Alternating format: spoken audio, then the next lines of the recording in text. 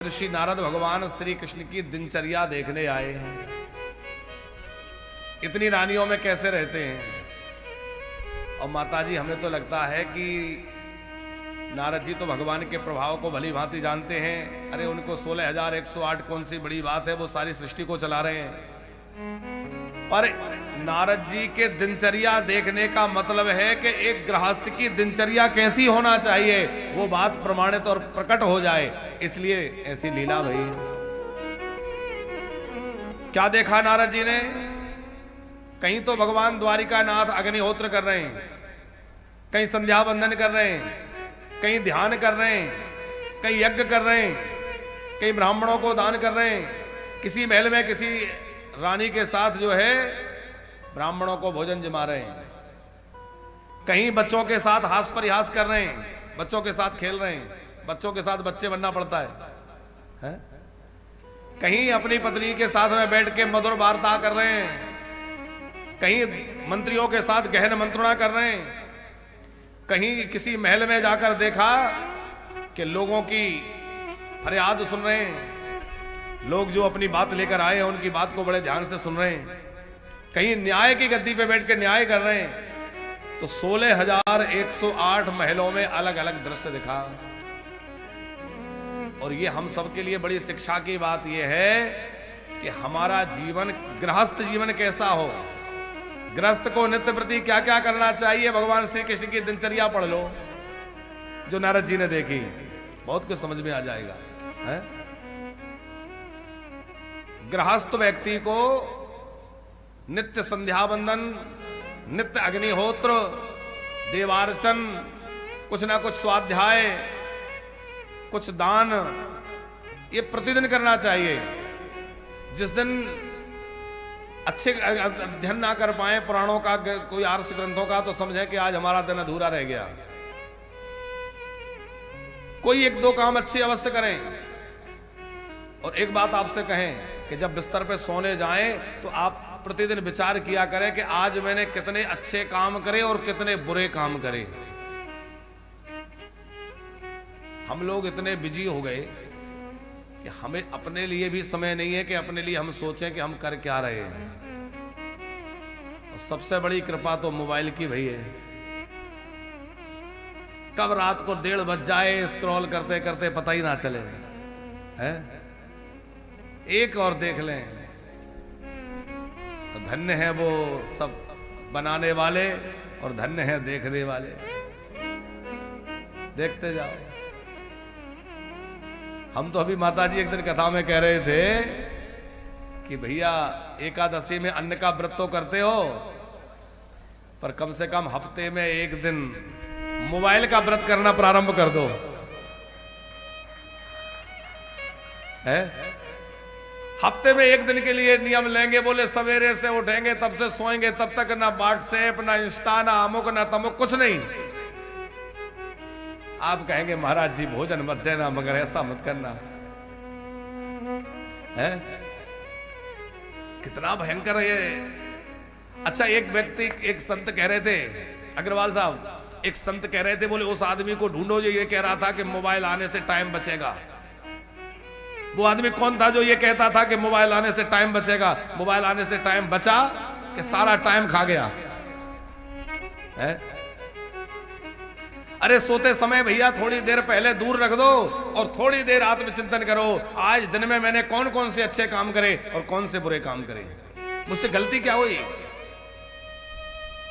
किसी का मैंने दिल तो नहीं दुखाया, दिन में मैंने किसी के साथ कोई छलावा तो नहीं किया, आज दिन भर में मैंने अपने जो भी कर्म किए, जो कर्तव्य किया है, कहीं उसमें मेरे से कुछ चूक तो नहीं हुई। यदि हुई है तो उसका पश्चाताप करें और अगले दिन उसकी सुधार करें और विचार करें कि क्या मैंने आज दिन भर में कोई एक दो अच्छे काम करें। नित्य प्रति कुछ तो एक दो काम बहुत बढ़िया हमारे जीवन में होना चाहिए है? गृहस्थ जीवन में हास्य परिहास भी हो। ठाकुर जी की दिनचर्या में नारद जी ने देखा कि कई बच्चों के साथ हास्य परिहास कर रहे हैं, कई बच्चों के साथ खेल रहे हैं, थोड़ा बच्चों को भी समय देना चाहिए। नारद जी ने देखा कि कहीं पत्नी के साथ बैठ के और गपशप हो रही है, दाम्पत्य जीवन में यही सुख है। हारा थका पति लौट के आए और जैसे ही घर में आया और देवी जी का खिला हुआ मुख दिख जाए और बढ़िया ठंडा जल हाथ में लेके आ जाए, तो आप बताओ उसकी थारी थकान भाग जाएगी कि नहीं? थका हुआ पति, हारा थका परेशान, बाहर से काम करके नौकरी बिजनेस करके लौटा और देवी जी प्रसन्न होके आइए आइए, लाइए बैग दीजिए, बहुत थके लग रहे हैं, लीजिए जल पीजिए, पानी पीजिए। और इसके विपरीत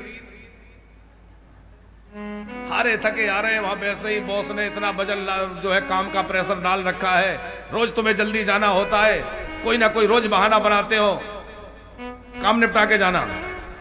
अब वहां तो उसकी डांट, और यहां आते ही आ गए और रुक जाते, अभी तो इतना ही समय हुआ है, और आराम से आते, अपने दोस्तों से मिलके आते, पूरा काम करके आते, आप तो ऑफिस में ही रहने लग जाओ। अब बेचारा क्या करे है?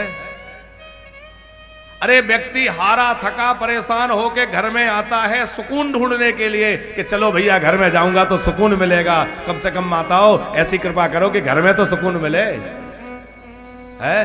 अब आप कहेंगे सारा दोष हम पे ही रख दिया, ऐसा नहीं है, दोनों की समान जिम्मेवारी है, दोनों का समान ध्यान रखने की आवश्यकता है एक दूसरे का। देखो कभी एक से गलती हो जाए, दूसरा मुस्कुरा के सॉरी बोल दे, ये जीवन जीने के सूत्र हैं साहब। कोई छोटा नहीं हो जाता, किसी का कुछ नहीं गड़बड़ जाता। किसी ने एक ने गलती कर भी दी, हमसे गलती नहीं भी हुई पर वो नाराज है, कोई बात नहीं है, हमने मुस्कुरा के सॉरी बोल दिया। कभी पत्नी नाराज है, पति ने मुस्कुरा के कोई बात नहीं, ठीक है अब आगे से ध्यान रखूंगा। साहब गृहस्थी बहुत बढ़िया चल जाएगी, नहीं तो आज घर घर में महाभारत मची है। एक कोई आपस में चर्चा कर रहे थे, बोले सबके पति इतने अच्छे, हमारे ही क्यों खराब? बोले तुम्हारा तो थोड़ा बहुत ठीक भी मिला है, हमारा तो एकदम बेकार। अब देखो आज समापन की बात है, थोड़े हंसने की बात भी करना से है। अच्छा एक बात और कहे, आज तक हमें लगता है शायद आज तक, अब सबकी तो नहीं कह सकते, सब एक जैसे नहीं है, पर प्रायः मन माफिक जीवन साथी किसी को नहीं मिला, वो यही कहता है कि मेरे में ये गड़बड़ रह गई, बाकी सबके अच्छे हैं, मेरे में ही गड़बड़ी है? पत्नी को पति से शिकायत, पति को पत्नी से शिकायत, दोनों एक दूसरे। अरे भैया शिकायतों से जीवन नहीं चलेगा, जीवन प्रेम से चलेगा, आनंद से जीवन जिए और इसका आनंद लीजिए। भगवान ने ये मानव शरीर देके भेजा है, इसमें प्रेम से रहिए और प्रेम से रह करके क्या करिए? भगवान का भजन करिए, सत्कर्म करिए। लड़ाई झगड़े में पूरा समय खराब कर देंगे तो इस मानव जीवन का आनंद कब लेंगे? इससे सत्कर्म कब करेंगे? इससे भजन कब करेंगे? अरे पति पत्नी हो तो सुदामा और सुशीला जैसे।